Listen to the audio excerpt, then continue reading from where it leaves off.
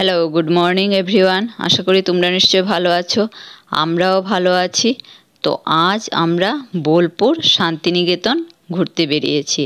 তো এখন আমরা এসেছি কঙ্কালীতলায়। 51 পীঠের শেষ পীঠ হিসেবে খ্যাত এই কঙ্কালীতলা। এখানে দেবী সতীর কঙ্কাল বা কোমর পড়েছিল। বোলপুর স্টেশন থেকে এই কঙ্কালীতলা মন্দিরের দূরত্ব 7 কি 8 কিলোমিটারের মতো হবে। কোপাই নদীর তীরে প্রকৃতির পরিবেশের মধ্যে এই মন্দিরটা অবস্থিত। তো আজ তো প্রচুর বৃষ্টি হচ্ছে, কিন্তু বৃষ্টির মধ্যেও এত ভক্তবৃন্দ জড়ো হয়েছেন মন্দিরে, সত্যি খুব ভালো লাগছে মন্দিরটা দেখতে। প্রচুর ভক্তবৃন্দ এসে জড়ো হয়েছেন আর সবাই পুজোর ডালি নিয়ে মন্দিরে যাচ্ছেন। তো পুরোহিত মশাই এক এক করে সারিবদ্ধভাবে সবাইকে পুজোর ব্যবস্থা করে দিচ্ছেন। এখানে কিন্তু দেবীর কোনো বিগ্রহ নেই, মা কঙ্কালীর ছবি এখানে পুজো করা হয়। এখানে দেবী হলেন দেবগর্ভা আর ভৈরব হলেন রূঢ়। এই মন্দিরের প্রধান আকর্ষণ মন্দিরের পাড় বাঁধানো ছোট পুকুর বা সতীকুণ্ড। এই কুণ্ডের ঈশান কোণে দেবীর কঙ্কাল নিমজ্জিত অবস্থায় রয়েছে, তাই এই কুণ্ড এত পবিত্র। মন্দিরের পুরোহিতের মতে এই কুণ্ডের সঙ্গে 3টি সুড়ুং পথে কাশীর মণিকর্ণিকা ঘাটের সাথে যুক্ত রয়েছে, তাই এই কুণ্ডের জল কখনো শুকায় না।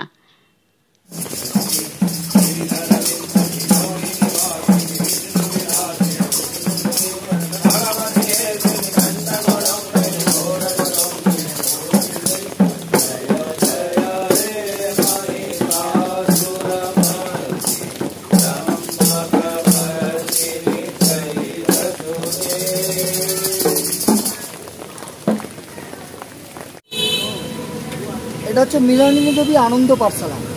আনন্দ পাঠশালা নাম দেওয়া হয়েছে তার কারণ হচ্ছে বাচ্চাদেরকে আনন্দ উপভোগ দিয়ে পড়াশোনা করানো হয়। একটা করে ক্লাস হয়, আবার খেলাধুলা করানো হয়, আবার ক্লাস হয়, আবার খেলাধুলা করানো হয়, মানে খেলাধুলার ছলে বাচ্চাদেরকে পড়াশোনা করানো হয়, যার জন্য এটা নাম দেওয়া হয়েছে আনন্দ পাঠশালা। আর ওই যে হলুদ রঙের যে বাড়িটা দেখছেন, এই হলুদ রঙের বাড়িটার নাম হচ্ছে দেহুলি বাড়ি। যখন জোড়াসাঁকোতে মৃণালিনী দেবী, রবীন্দ্রনাথের স্ত্রী মৃণালিনী দেবী যখন মারা যায়, তখন ওনার দেহটা আনা হয়েছিল এবং কিছুক্ষণের জন্য ওখানে রাখা হয়েছিল, যার জন্য ওটার নাম দেওয়া হয়েছে দেহুলি বাড়ি। তারপর থেকেই ওনার স্মৃতিতে এই আনন্দ পাঠশালাটা তৈরি করা হয়েছিল, যার জন্য এর পুরো নাম হচ্ছে মৃণালিনী দেবী আনন্দ পাঠশালা। এই গাছটার নাম হচ্ছে তিন পাহাড়। তিন পাহাড় নাম দেওয়া হচ্ছে তার কারণ হচ্ছে 3টে ধাপ তৈরি করা হয়েছিল, যার জন্য এটার নাম দেওয়া হচ্ছে তিন পাহাড়। এই গাছটাকে বসেই লিখেছিলেন রবীন্দ্রনাথ ঠাকুর কুমোরপাড়া গরুর গাড়ি বোঝাই করা কলসিয়ারি যে কবিতাটা, এই কবিতাটা এখানে 4 লাইন লিখেছিলেন। আর 4 লাইন লিখেছিলেন বাংলাদেশের পদ্মা নদীর ধারে, যেটা হাট বসেছে শুক্রবারে বক্সিগঞ্জে পদ্মা পাড়ে। ক্লাস 2 এর যে সহজ পাঠ বইটা আছে তার প্রথম পৃষ্ঠায় দেখবেন এই গাছের ছবিটা আছে, জেরক্স টাইপের করা।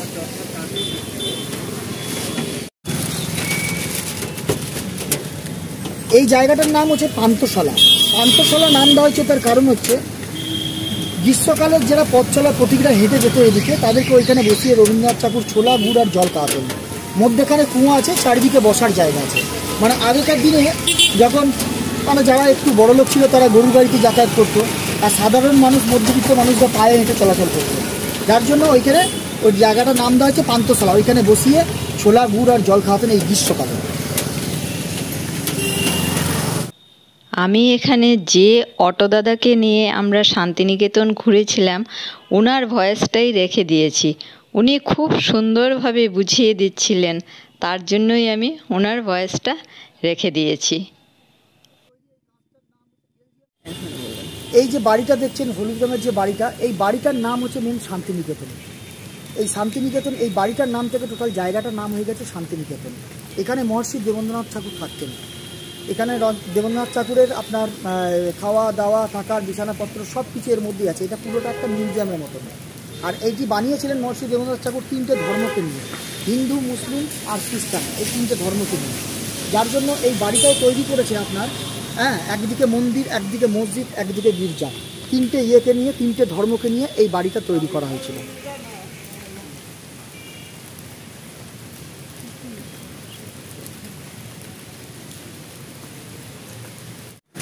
এই জায়গাটার নাম হচ্ছে ছাতিমতলা। ছাতিমতলা এটার ঐতিহ্য হচ্ছে প্রতি 5 বছর অন্তর যেসব স্টুডেন্টরা ভালোভাবে রেজাল্ট করে যারা বেরোয় তাদেরকে প্রতি 5 বছর অন্তর প্রধানমন্ত্রী নিজে এসে এখানে সম্বর্ধনা জানান, যেটা কনভোকেশন যেটা বলছে, উত্তরীয় দিয়ে, সার্টিফিকেট দিয়ে, ছাতিম পাতা দিয়ে সম্বর্ধনা জানান।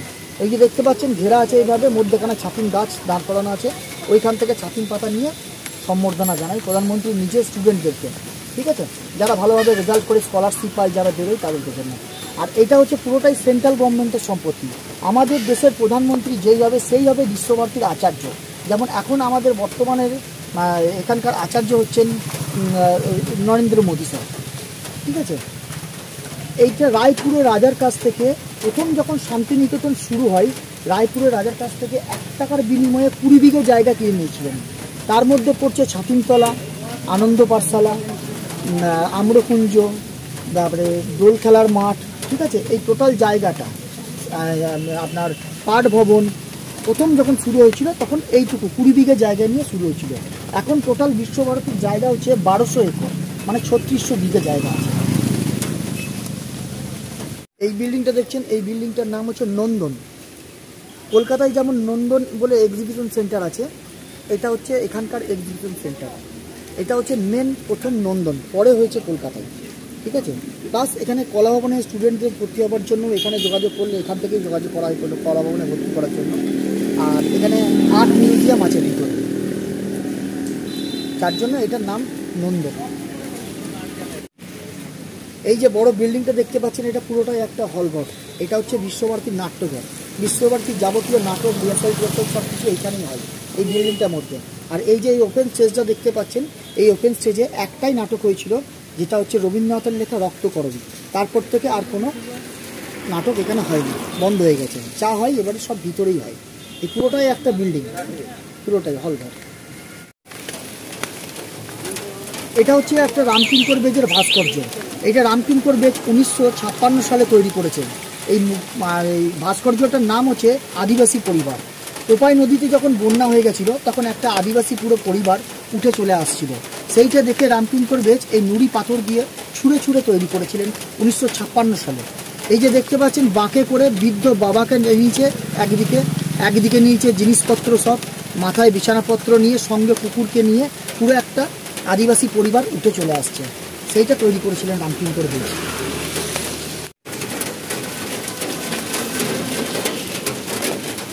এই যে ডান দিকে যে হলুদ রঙের বাড়িটা দেখছেন মালঞ্চ নামে, এই বাড়িটা হচ্ছে রামকিঙ্কর বেজের বাড়ি। রামকিঙ্কর বেজ উনি এখানে থাকতেন। কলা ভবন ডিপার্টমেন্ট, এইটা দেখুন, এইটার নাম হচ্ছে কলের বাসি। এই যে ভাস্কর্যটা দেখছেন, এটার নাম হচ্ছে কলের বাসি। কলের বাসি নাম দেওয়া হচ্ছে তার কারণ হচ্ছে আগেকার দিনে যখন ঘড়ি ছিল না, তখন একটা ধান কলের ভোরবেলা একটা হুইসেল বাজতো, সেই হুইসেলটা শুনে সবাই কাজে বেরোতো, যার জন্য এটা নাম দেওয়া হচ্ছে কলের বাসি। স্বামী স্ত্রী কাজে যাচ্ছে, পিছন দিকে মায়ের আঁচল ধরে ছেলে টানছে। এইটা তৈরি করেছেন রামকিঙ্কর বেজ 1938 সালে। এই যে নিচে দেখছেন নুড়ি পাথরগুলো, এই নুড়ি পাথরগুলো দিয়ে ছুঁড়ে ছুঁড়ে তৈরি করেছিলেন। এটা দেখছেন, এটা হচ্ছে সঙ্গীত ভবন ডিপার্টমেন্ট। এখানে ডান্স, মিউজিক আর ড্রামা এই 3টে জিনিস শেখানো হয় এখানে। অল ওভার ওয়ার্ল্ডে বিশ্বভারতী একটা এমন ইউনিভার্সিটি যেখানে আপনার রবীন্দ্রসঙ্গীত গবেষণাগার আছে, মানে রবীন্দ্রসঙ্গীতকে নিয়ে গবেষণা করানো হয়।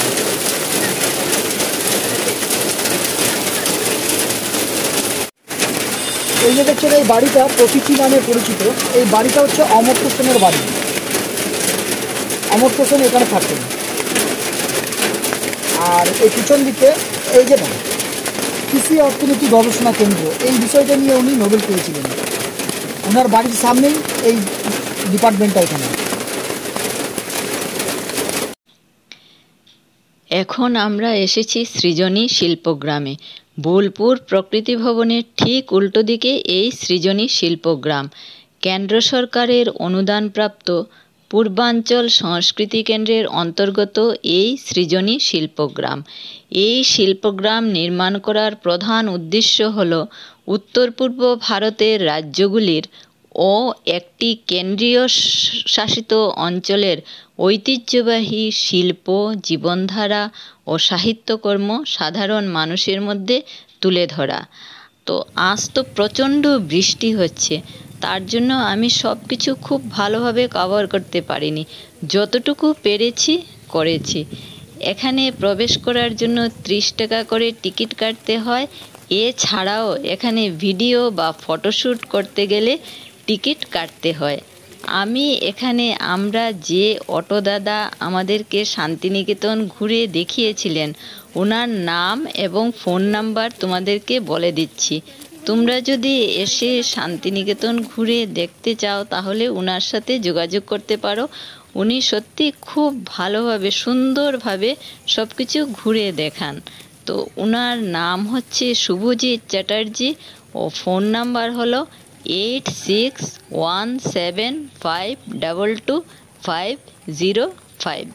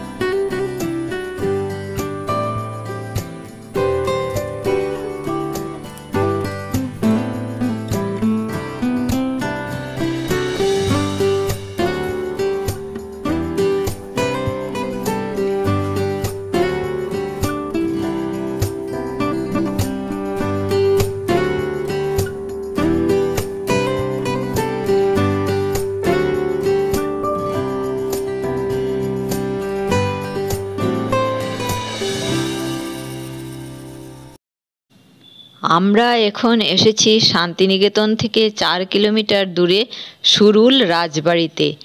এই রাজবাড়িটি 300 বৎসরের পুরনো। এই রাজবাড়ির সাথে বিশ্বকবি রবীন্দ্রনাথ ঠাকুর এবং কবিপুত্র রথীন্দ্রনাথ ঠাকুরের নিবিড় সম্পর্ক ছিল। আর এই যে এখানে নাট মন্দির, এই যে নাট মন্দিরটা রাজবাড়ির। আর এই রাজবাড়িতে বাংলা ফিল্মের অনেক শুটিং হয়েছে। তার মধ্যে অন্যতম হলো হীরক জয়ন্তী, প্রতিশোধ, দেবদাস, গয়নার বাস্ক ইত্যাদি। আর বাংলা সিরিয়ালেরও অনেক শুটিং এই রাজবাড়িতে হয়েছে।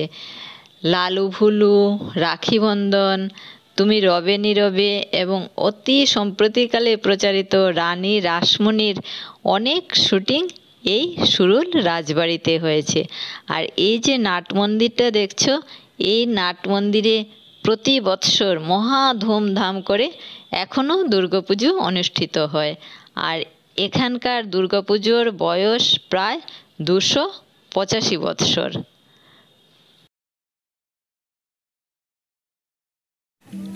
আমরা এখন এসেছি শান্তিনিকেতনের অন্যতম আকর্ষণ সোনাঝুরি হাটে। এখানে প্রচুর সোনাঝুরি গাছ আছে, তার থেকেই এই হাটের নাম হয়েছে সোনাঝুরি হাট। আর শীতকালে এই সোনাঝুরি গাছগুলোর মধ্যে প্রচুর হলুদ ফুল ফুটে নিচে ছড়িয়ে থাকে, তখন দেখতে কিন্তু ভীষণ ভালো লাগে।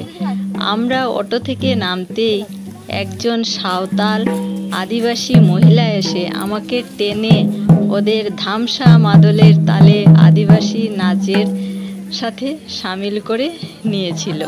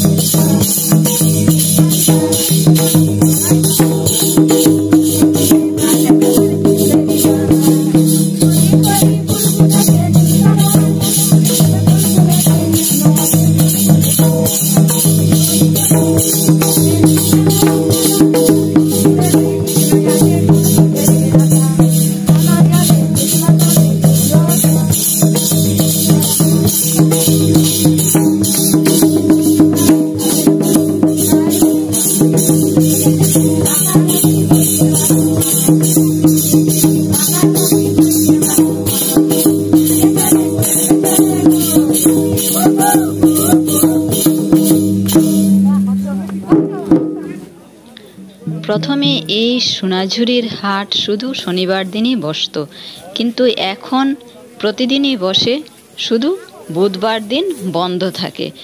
এখানে শান্তিনিকেতনের বিখ্যাত কাঁথা স্টিচের শাড়ি থেকে শুরু করে বিভিন্ন দামের এবং মানের হ্যান্ডলুমের শাড়ি, হ্যান্ডমেড ডোকরার জুয়েলারি, শান্তিনিকেতনের বিখ্যাত ব্যাগ, পাঞ্জাবি, কুর্তি, এসব কিছুই তোমরা পেয়ে যাবে।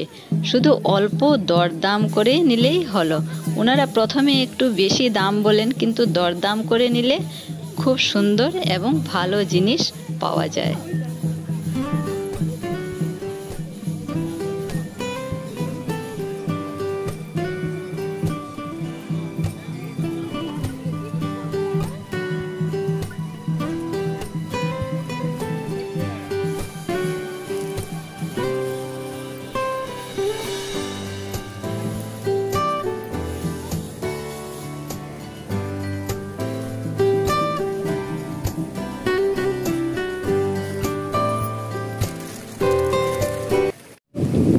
এই সেই বিখ্যাত কোপাই নদী, যে নদীকে দেখে রবীন্দ্রনাথ লিখেছিলেন, আমাদের ছোট নদী চলে আঁকে বাঁকে, বৈশাখ মাসে তার হাঁটু জল থাকে। এই সেই কোপাই নদী। এখন বর্ষায় ভীষণ উত্তাল নদীটা, কি সুন্দর নদী। আজকের ব্লগটা তাহলে আমি এখানেই শেষ করছি। আর আজ তো প্রচণ্ড বৃষ্টি হচ্ছিল, এখনও বৃষ্টি হচ্ছে। তো বৃষ্টির মধ্যে খুব ভালোভাবে আমি ব্লগটা করতে পারিনি। তো তোমরা কিছুটা কষ্ট করেই ব্লগটা দেখে নিও। তাহলে আজকের মতো এখানেই আমার ব্লগটা শেষ করছি। তোমরা সবাই ভালো থেকো, সুস্থ থেকো। নেক্সট আরেকটা ব্লগ নিয়ে আমাদের সাথে খুব শিগগিরই দেখা হবে। টাটা।